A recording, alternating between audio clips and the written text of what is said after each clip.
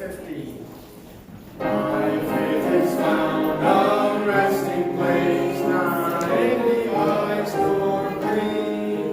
I trust the ever-living one, His cruz for me shall plead. My argument, I need no other plea. It is enough that Jesus died and that He died for me on the second. Enough for me that Jesus saves, this ends my fear and doubt. A sinful soul, I come to Him, He'll never cast me out. I need no other argument, I need no other plea. It is enough that Jesus died and that He died for me. On that last song, number 150. My great physician heals the sick, the lost He came to save. For me His precious blood He shed, for me His life He gave. I need no other argument, I need no other plea. It is enough that Jesus died and that He died for me. Amen. All right, sure good to see you out this morning. Well, beautiful day out there. So May 3rd. Praise the Lord. All right, man, great news. I am so excited that next Sunday we will meet all together. All right, amen. The Sunday school, 9 o'clock, everybody come. We'll have our Sunday school classes as we normally do. Then 10 o'clock we'll have church as we normally do, like we are now, but we'll also have the junior church, beginner church, and start up again. So we're excited about that. Now we are going to hold back Sunday nights for this month. But we will resume that in the month of June, as obviously the governor sort of had a plan to reopen gradually in phases, and so we'll sort of comply with that as well. As for our church, we'll come back a little slower than we, just the one service, that's all. We'll sort of put a fast track there, but we will resume our King's Kids on Wednesday night and our Bible study. Not this Wednesday, but the 13th, so the following Wednesday we'll resume that. So we're excited about that. So it's just, it's not, we're going to talk a little about this morning, to be as one. We're just, that's what we need to do. And so, but anyway, I'm looking forward to that. So that's great news. So we're excited about that. I want you to be aware of that. We printed the bulletins a little early. You had to get them out. I went Thursday and Friday to a lot of our folks that are, have been staying home, are elderly. So I wanted to give them the bulletin, devotional booklets for May and everything like that. So we need to get the bulletin. I knew the governor was going to have a conference Friday afternoon, May 1st. So we're waiting on his decision to see, what our path forward. But very happy with the decision that, he has made. I know I was contacted on May 1st, Friday morning early, and someone said, hey, there's a bunch of pastors here in Indiana who are going to petition the governor. Do you want to add your name to that to open up the churches? And I said, well, I want to see what he says. A few hours he's going to be, having a press conference. I want to see what he says. And of course, if he was going to extend it again, I said, hey, you put my name on there. I think we need to open up. But he did graciously allow, our opening May 8th is actually. And I know our county has been pushed back to May 11th, Lake County and another county, Cass County, I think it is. And of course, Marion County is 2 weeks been pushed back, goes down in Indianapolis. But for churches, May 8th, statewide, reopen again and not, limited to people. So we were so excited to hear that. So praise the Lord for that decision. So we can all get together as one again. I hope, and again, many of our elderly folks, I hope that they'll, come back, and we're not pressuring them. We're not, we hope that many will start coming back even next Sunday, but just pray for them. Encourage them. Had a good visit with many of them on Thursday and Friday. Went to all their houses, and by the way, very respectful. I said I'm planning on coming. Is it give you a warning? Preachers coming, watch out. But many were respectful. Some said, could you just leave the material at the door and leave? Not say leave in a bad way, but I mean could you just leave the material at the door? I said that's fine. That's fine. We just want to get you the church directory, the bulletin, the devotional. And some were, very glad, hey, come on in, it's, taught. One person had a mask on, that's fine. I just, say, we miss people not being here. And so I had a really very good visits with a lot of different folks that have not been, able to get the materials, haven't been here. So, but praise the Lord. So looking forward to next week, that's for sure. All right, Brother John, you open our service, please. Father God, we thank you for this beautiful sunshiny day, and we thank you for your wondrous love for us, and by showing us you sent your only begotten Son to die for us. Thank you, Father, and we thank Jesus. We thank the Holy Spirit for all that he does. Please be with the pastor as he brings more of your word today, and comfort them that can't make it. Rosemary and Flo and Dan and Goldie and Billy, just be with them at this time. We need you. We always need you, Father, and we always need your help.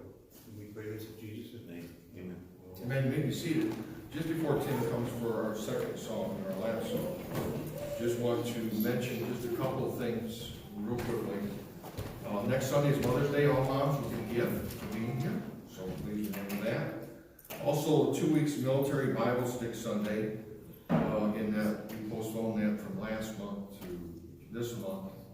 And so again, that's to go for the military. Again, if you have any information, we have some of the CDs on the back table that you can look at concerning that. Our VBS, again, looking like we'll be moving that to August. We'll keep you informed concerning that. Also, our Tuesday nights in June, we were going to move our midweek service to Tuesdays in the month of June, and it looks like we're going to have special speakers coming in that every Sunday, or every Tuesday night, I'm sorry. But it looks like we're going to move that as well, probably to August. So just push back a little bit, but we'll keep you informed concerning that. Let me give you an update concerning Billy. I didn't know if you knew this. Just got word he is no longer at the rehab center in St. John. He is now living with his daughter Molly in Cedar Lake. So again, I'll be contacting her this week, see if it's okay. Family will allow some of us would like to go see him. So we will be contacting Molly, see if we can make contact with him. And things weren't going well at the rehab center, so they just felt he needed to go home. So we continue to pray for him. Again, a big thank you to all those that have their time and volunteered, make the church look so much better. I mean, don't get me wrong, it was good before, but I mean, a lot of improvements. And I sure appreciate a lot of painting, the construction downstairs with the Sunday school rooms. So thank you so much. Ongoing work, appreciate your patience as well. The dust and things, but great improvements, and I'm so excited, and more to come as well. And the gentleman who did the doors contacted me recently and said, hey, I'm coming back, I'm going to take care of that. The masonry, the gentleman was going to try to do, fix that. We still got a little bit of leakage back there. He said, I'm going to take care of it. So, of course, no cost or anything. So, but anyway, so things ongoing, so we appreciate all the help. Also, National Day of Prayer, May 7th, this Thursday, is a little different. It's online, Facebook, online event. You got the information there. So 12 o'clock on Thursday. You want to check that out. And 8 pastors in the area here put together about a 3-minute video.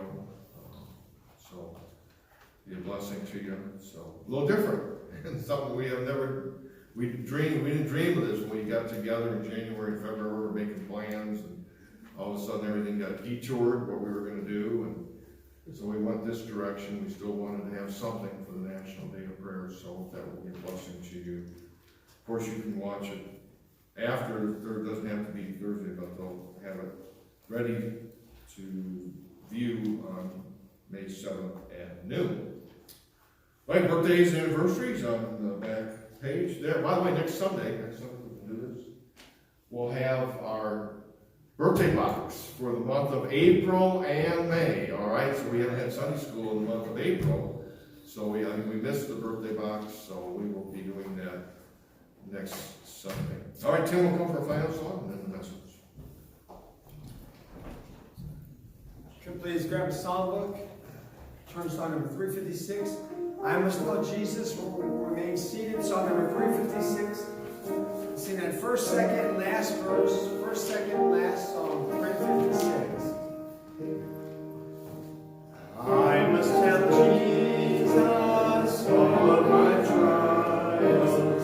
I cannot bear these burdens alone. In my distress, He kindly will help me. He ever loves and cares for His own. I must tell Jesus, I must tell Jesus, I cannot bear my burdens alone.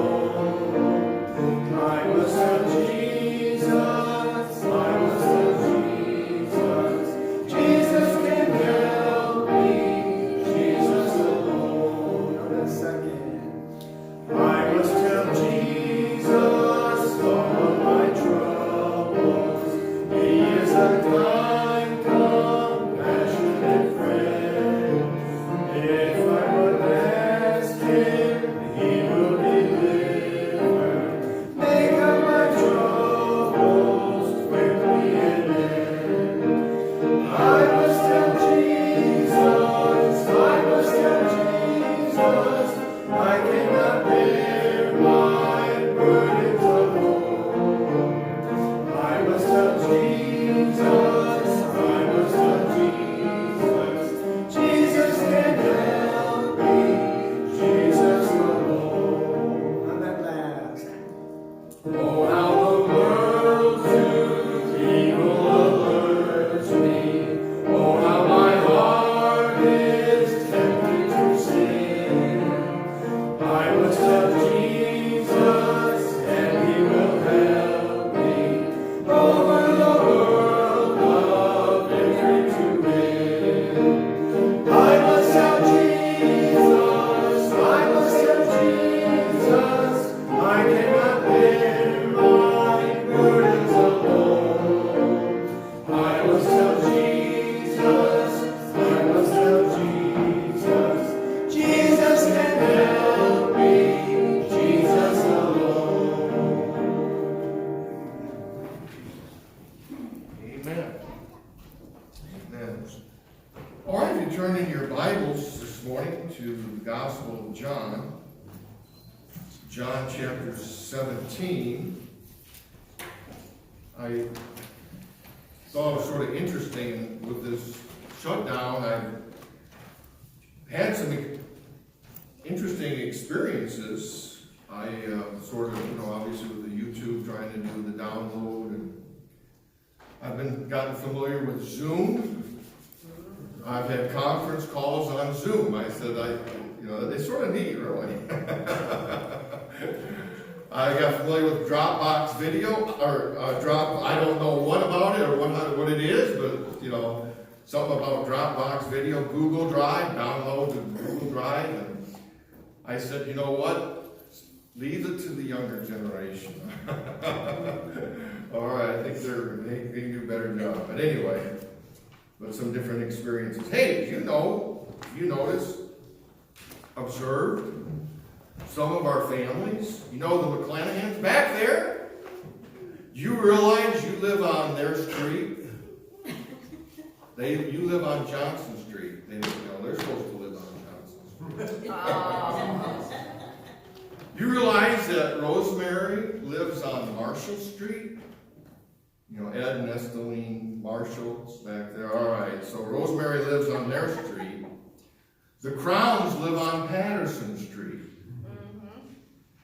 And so everybody's mixed up. But we do have Curtis Lee, who lives on Lee Street. All right, so we got somebody where they need to be. All right, useless information maybe, but I thought you might have enjoyed that. All right. But anyway, John chapter 17, I'm going to share something I think will be a help to you this morning. Before we get into that, to share a couple other things. I'm starting to miss, somebody said I'm starting to miss the good old days when we were all going to die from climate change. We haven't heard too much about that lately. Right. Did you hear about the earthquake? Did you hear about the earthquake in Los Angeles? Okay, some of you have. Okay, what happened this morning? It was true. I'm not breaking news. Come to church to get breaking news, all right? But there was an earthquake in Los Angeles, 3.3 magnitude. I don't think there was any damage or anything that, when I saw it on, you know, this quick flash, there was no damage or the 3.3 magnitude earthquake this morning near Los Angeles area there. Also, breaking news, I don't know if you heard this, but the government now recommends that we all wear blindfolds along with our masks and gloves to protect us from seeing what is really going on. And I'm just kidding, all right? They didn't say that, all right? But this did happen to me, seriously. This did happen to me a couple of days ago. I was sternly rebuked by a woman because I did not have facial mask on. And so she was quite upset. I said, "Preacher, what did you do?" I told her to mind her business, I wouldn't mind mine. I didn't do that. My flesh wanted to know. But I listened to the Spirit, and the Spirit said, "A soft answer turneth away wrath, but grievous words stir up anger." So, I know we had a very pleasant conversation, and we left in good spirits. But it's been interesting, hasn't it? It really has been interesting set of events. All right, John chapter 7. Oh, before you, again, one more thing, real quick.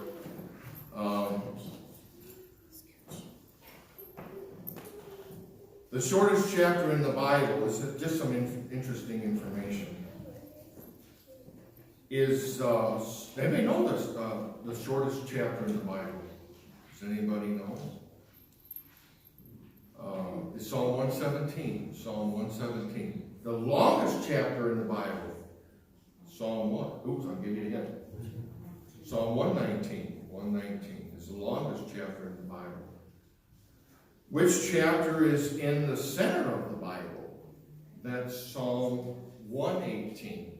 That's interesting, right? In between the shortest chapter and the longest chapter, the middle chapter in the Bible is Psalm 118. There are 594 chapters before Psalm 118. There are 594 chapters after Psalm 118. If you add these numbers up, 594, 594, you get 1188. 1188. What's the center verse in the Bible? The center verse in the Bible is Psalm 118, verse 8. It says, "It is better to trust in the Lord than to put confidence in man." I thought that was very interesting. So, all right, those are able to stand, if you would please. John 17. We're going to read verses 9 down to verse 23. I will read the odd verses, starting in verse 9. If you join me on the even verses, again reading down to verse 23. Again, I'll start in verse number 9. I pray for them. I pray not for the world, but for them which thou hast given me, for they are thine. And all mine are thine, and thine are mine, and I am glorified in them. Now I am no more in the world, but these are in the world, and I've come to thee. Holy Father, keep through thine own name those whom thou hast given me, that they may be one as we are. While I was with them in the world, I kept them in thy name. Those that thou gavest me I have kept, and none of them is lost, but the son of perdition, that the scripture might be fulfilled. And now come I to thee, and these things I speak in the world, that they might have my joy fulfilled in themselves. I have given them thy word, and the world hath hated them, because they are not of the world, even as I am not of the world. I pray not that thou shouldest take them out of the world, but that thou shouldest keep them from the evil. They are not of the world, even as I am not of the world. Sanctify them through thy truth. Thy word is truth. As thou hast sent me into the world, even so have I also sent them into the world. And for their sakes I sanctify myself, that they also might be sanctified through the truth. Neither pray I for these alone, but for them also which shall believe on me through their word, that they all may be one, as thou, Father, art in me, and I in thee, that they also may be one in us, that the world may believe that thou hast sent me. And the glory which thou gavest me, I have given them, that they may be one, even as we are one. I in them, and thou in me, that they may be made perfect in one, and that the world may know that thou hast sent me, and hast loved them as thou hast loved me. Let's pray. Father, thank you for this time that we have together. Father, we see so many times in these passages that we read together about being one, how important it is that we be as one. And I pray that you'll help me guide my thoughts, my mind. Please, Holy Spirit, control me. I want to say that which you would want me to say this morning. Lord, help us to be unified. I know there's much division among our country folk. And Lord, I pray for healing. In Jesus' name. Amen. Thank you. You may be seated. The title is that they may be one. They may be one. You know, on the banners it says, one nation under God. The first point I want to mention quickly is, number one, the prayer for unity. Jesus prays for unity. And we see this. He wanted his disciples, those 12 men that he was going to teach. He said, I know one, I'm going to lose one, I know that. But he said, I want them to be as one. Father, as we are one. In verse 9, we see Jesus says, I pray for them. Isn't it wonderful to have someone come up to you and say, I'm praying for you? And many things I did was I went to different folks that have not been here, and many of our elderly ones. And I said that, and before I left, I prayed with everyone. I said, I want to pray for you and with you. And I said, it's so important that we pray for one another. And that encourages my heart when I hear people praying. So I'm praying for you, preacher. I'm praying for you, pastor. Thank you so much. That is a great encouragement to me. And I need to pray for others.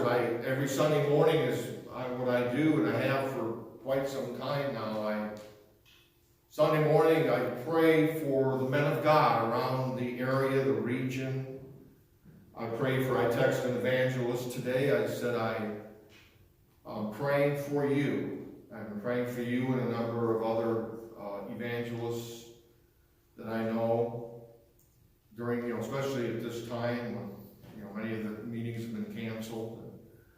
I said, I just want to let you know I'm praying for you. Of course, he's looking forward. He'll be here later in the year. Just for a Sunday, but I'm praying for you.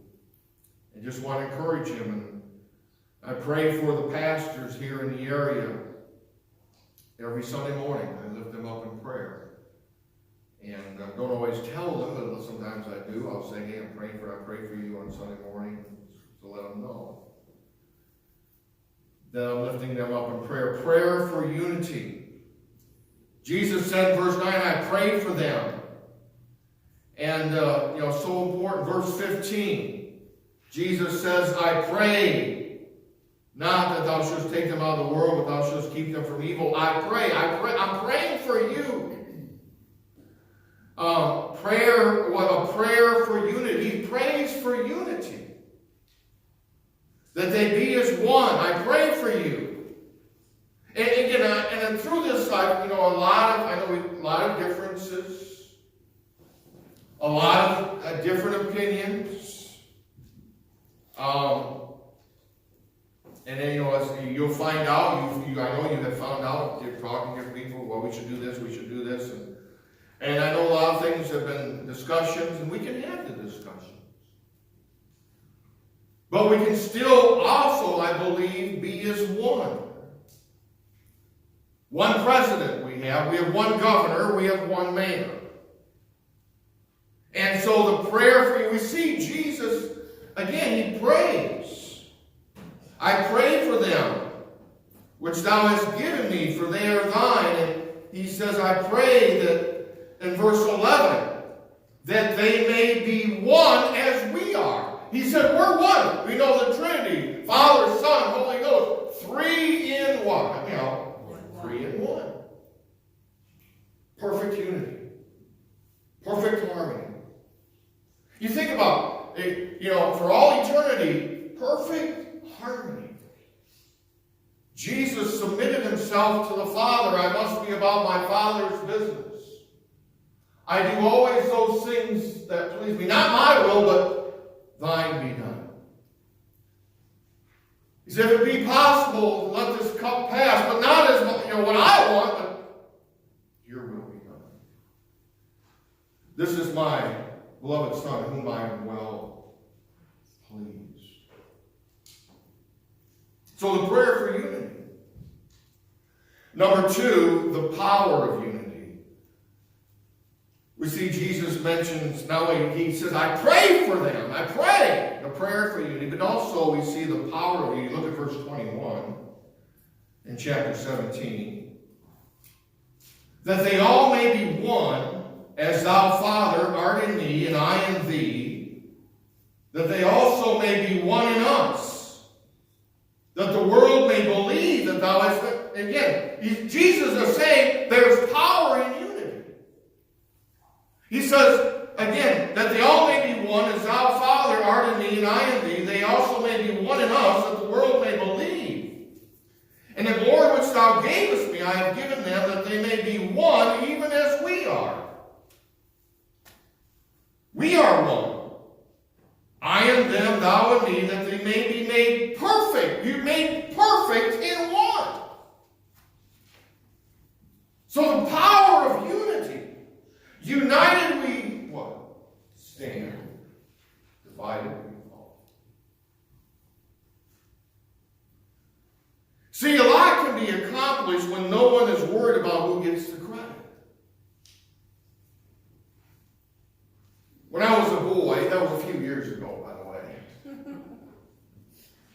Every Sunday afternoon, or most Sunday afternoon, a lot of Sunday afternoons, I'm saying I watched every one, but there was a program that came on.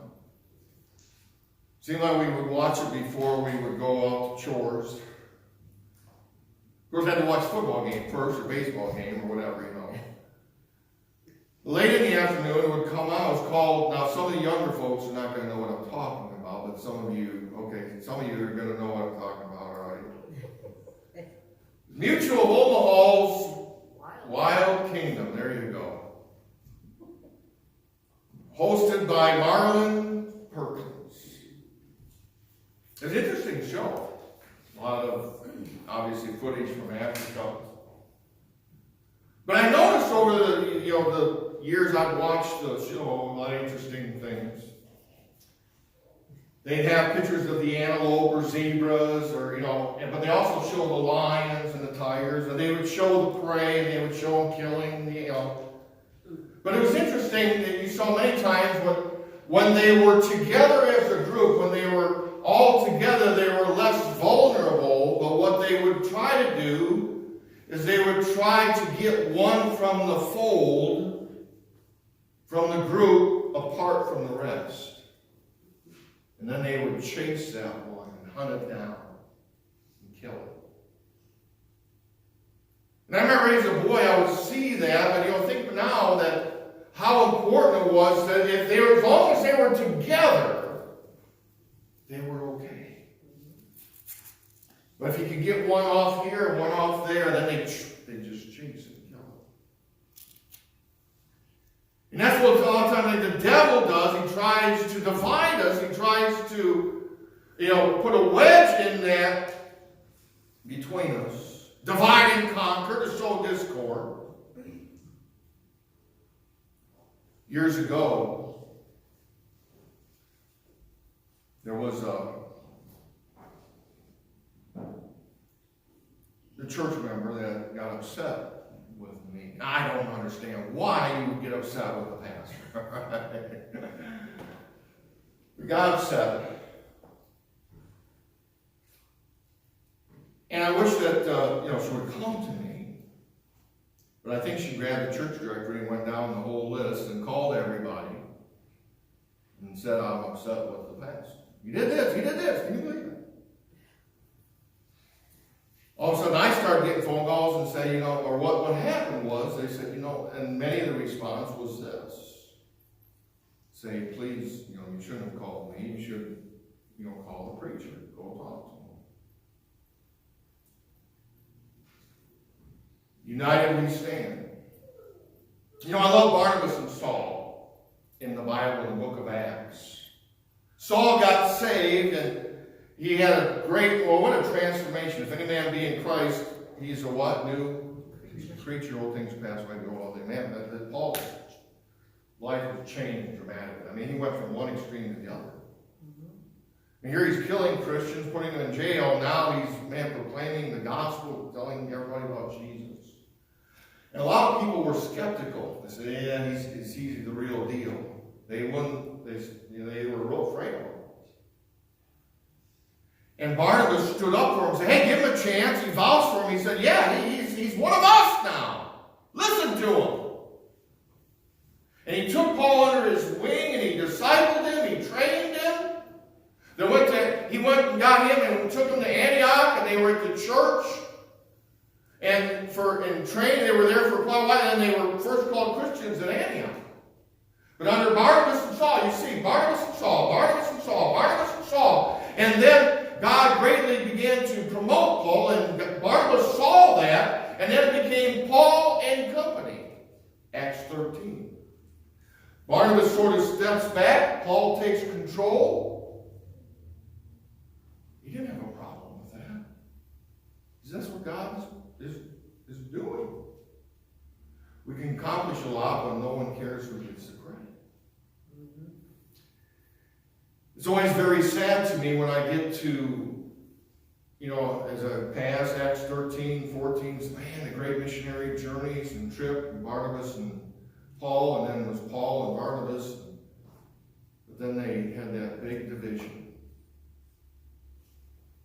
See, at the beginning, they took John Mark with them, and they went, on the trip, and John Mark left, quit. And then Paul said, hey, let's go back and visit the churches like we did. Let's go on our second missionary journey. And Barnabas said, hey, I want to take my nephew, John Mark, family. He said, I want to take John Mark back with him. Oh, Paul said, no, he quit. Remember, he left us high and dry. And I don't think we should take him. He'll probably leave us again. No, give him a chance. I like Bart. He's just always, giving people another chance.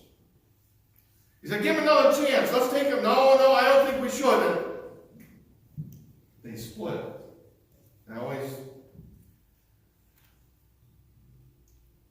I hate to see that when I come to that, they were such a great team together. But Paul took Silas, of course, and Barnabas took John Mark. But the importance of being united. In Acts, I talked about, in the Bible study, about being in one accord. You know, we're one body. We have fingers, we have toes, we have ears, we have eyes, but we're one body. And so we see the prayer for unity. Jesus prayed for them. Why? He prayed that they'd be one, just like we are, Father. And then the power of unity, and now the third, the praise of unity. The praise of unity. If you would please go to Psalm 133. Psalm 133 and verse 1. Psalm 133 and verse 1.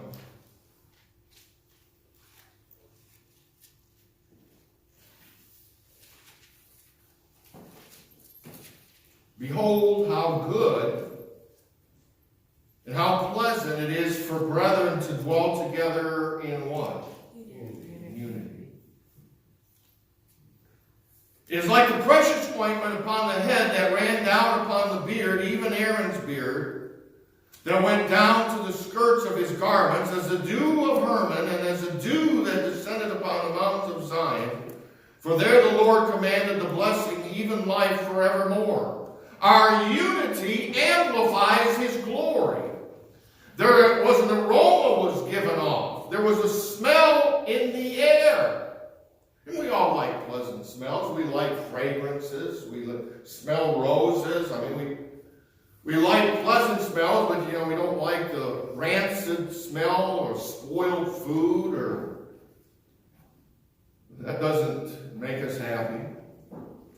But I wonder, what do visitors smell when they come in? They smell unification. A church of one body. We need each other. The Bible says in John 17:23 that we are perfect in one. The power of unity, the prayer for unity, the praise of unity. You know, Darden was here earlier this morning, and he gave a testimony. I don't think he would mind me saying that he testimonies when things are going to work out for the wedding now, with people coming. It's in the middle of June, so things are going to work out, and he was just really excited about that. Mm-hmm. But you know, in marriage, I've performed many ceremonies, and you know, most weddings, and saying all of them have this, but many weddings, we have the unity candle. You know, husband and wife to be, they come up on the platform. There are 2 candles, small candles lit, and they each take their candle and they come together and they light the unity candle. It's a beautiful picture of 2 becoming what? One. And they light the candle together, or sometimes the parents will do. I mean, it's done different ways. But what they're saying is, you know, the 2 people are going to become one. It's a ceremony. It's a lot of love. It's a great thing when couples have that one. And then they blow out the candle and they put it back, and they have the one candle burn again. And so they have the ceremony, exchange the vows and the music, and then the minister or whoever, the officiant or whoever, you know, clerk or whatever, is able to perform the ceremony. Says, I introduce to you Mr. and Mrs. Again, with 2 becoming one. And that's powerful. Now there's 2, why? Becoming one. And that's what Genesis talks about in Genesis chapter 2, verse 24. It says, therefore shall a man leave his father and his mother, and shall cleave unto his wife, and they shall be one flesh. Genesis 2:24. So what's the Bible say? You leave, you cleave. Like when someone said that cleave is like that glue, you know, that glue just bonds, you know. Was it monkey or gorilla glue? That's what so, that just sticks. You can't. That's what it's supposed to be. You leave, you cleave, and then you weave. All right. So that's a good 3-point sermon there. All right. For another day. But two become one. A stronger bond. Again, that the world may know of his glory. That's what when you become world, that the world may know of his glory when you become one. One as a church. Our unity amplifies his glory. This Thursday, if you want to watch the Facebook National Day of Prayer. And let me just say, there's 8 pastors who will be praying. Now, 3 of the churches used to be Baptists. I'm independent Baptist, okay? I'm independent Baptist, fundamental, King James. Yep. But 3 of the men that were at one time were Baptists. 3 of the churches that were at one time were Baptists. Now they've gone a different direction. I don't agree with the direction that they have taken. But I've had, again, but many of these men, I believe they're good men. Many of them that I know preach the gospel. And then there's some things I think we can come together. We come together, National Day of Prayer. Well, we have members, people from the community from all different faiths. We meet for years at the east side of the courthouse, and we pray. I think that's good. I don't make someone say, well, you shouldn't do that. I think it's okay. I'm listed in the group. So, hey, you're the only Baptist there. I said,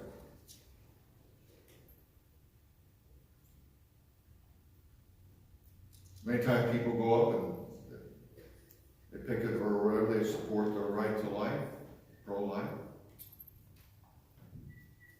People of different faiths do that. But many faiths can come together for a pro-life rally. And I like it when Democrats and Republicans and Independents can come together for the good of the country. Right. Put the politics aside, let's do, and we used to do that for the good of the country. Didn't matter what party you were interested in doing it for the good of the country.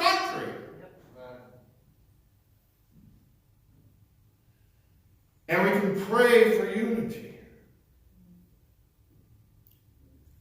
And the power of unity. And the praise of unity. Why? Because we'd be more effective.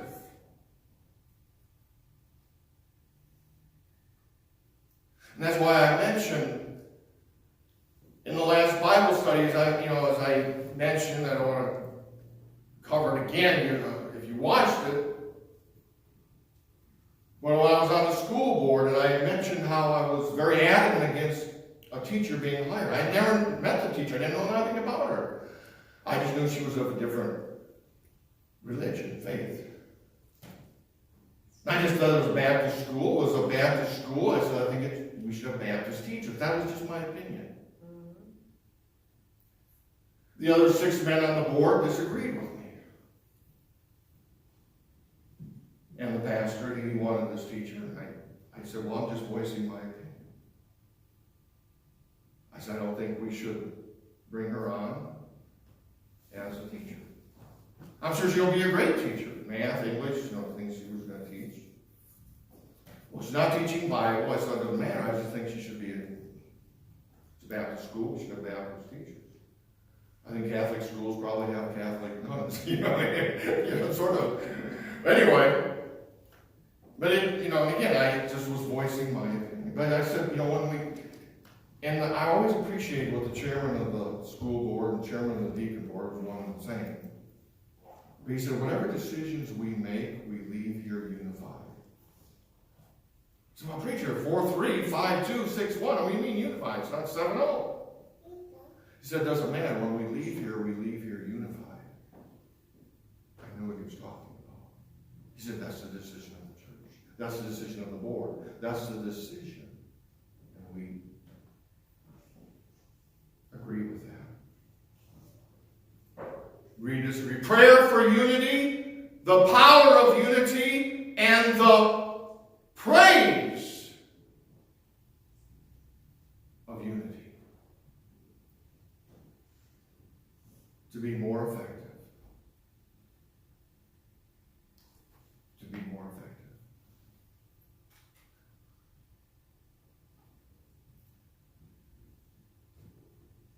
I want you to go to 2 more passages. And then we'll finish this morning. If you would look, please look at 1 Corinthians chapter 12. 1 Corinthians chapter 12. My point is, I mentioned,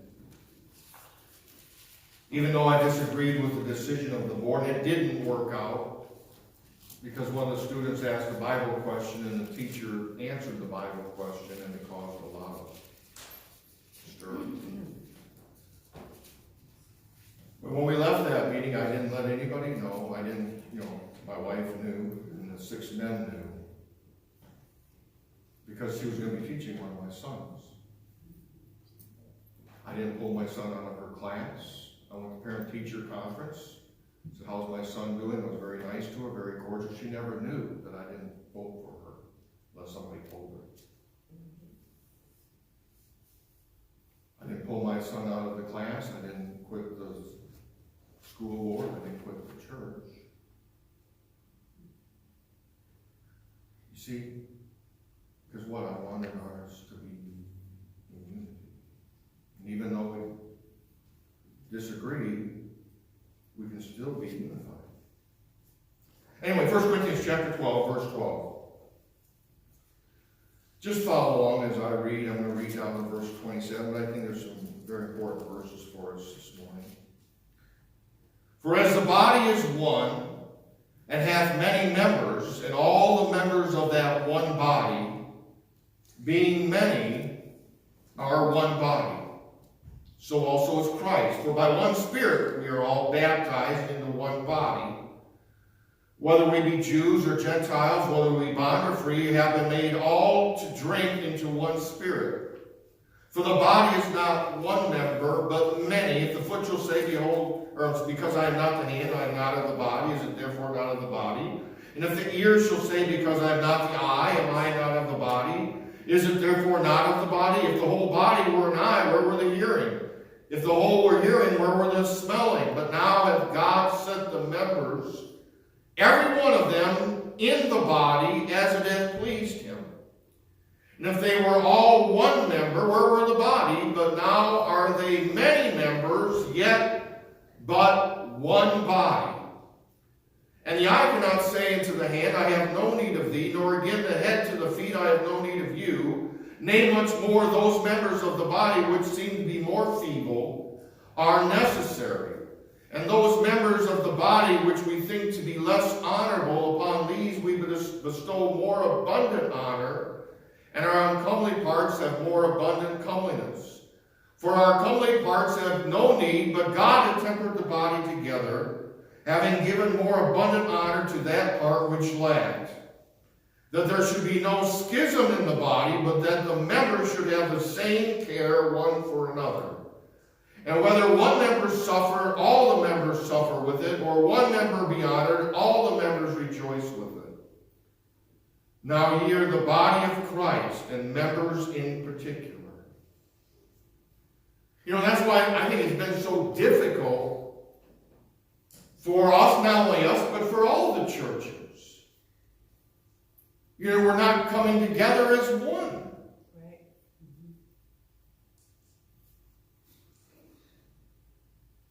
And that's why I look forward so much to the days ahead, next Sunday. And I think not everyone's going to come back at one time. I know that. But I hope that more will be coming. Because it's so important. We feel like fingers gone, toes missing, the ear, I mean, everybody. I need every part. And we need everybody. Ephesians chapter 4, if you would please. 5 verses and we're done. Ephesians chapter 4, verse 3. Reading down to verse 7. Just follow along. Endeavoring to keep the unity of the Spirit in the bond of peace. There is one body, one Spirit, even as you're called, one hope of your calling. One Lord, one faith, one baptism, one God and Father of all, who is above all and through all and in you all, but unto every one of us is given grace, according to the measure of the gift of Christ. The prayer for unity, the power of unity, and the praise of unity. Let's pray. Father, thank you for this time. Thank you for the Word of God. Jesus, we see that you prayed for these 12 men that you trained. And you prayed that they would be one. Like the joy that you experienced with the Father as you were one. You wanted that for these men. Because you knew how powerful it would be for them. How much more they could accomplish through you if they were one. Father, help us to see how important it is. And the power of unity and the praise. The sweet smell that it gives off to the world around us when they see us in unity. After the first service this morning, talking to someone who said how united and how unified we were as a country after 9/11. How it brought us together like never before. And unfortunately, that in many cases I feel that hasn't happened from this, and I pray that we would be unified. Father, I pray that you'll heal our country. National Day of Prayer coming up. That we spend more time praying for our leaders. For those in authority over us, we do pray for our president. We pray, oh God, you protect him. Keep him healthy. Give him wisdom, discernment. Lord, would you bring people around him that are wise, that would give him good counsel. For a vice president, likewise, give him wisdom, discernment. For senators, our representatives, our governor here in Indiana, our mayor, Lord, those in authority over us. U.S. representatives, U.S. senators, state representatives, state senators, God, we pray that they would make decisions that would be pleasing to thee. Oh Lord, help us to be united. How wonderful it is. Psalm 133:1. To dwell together when brethren dwell together in unity. Knowing we may have many differences, but yet we can still be united. The United States of America, one nation, under God. Heads bowed, eyes closed. Say, preacher, I needed the message this morning. Would you remember me? The closing here, I want to pray for you. Thank you, appreciate it.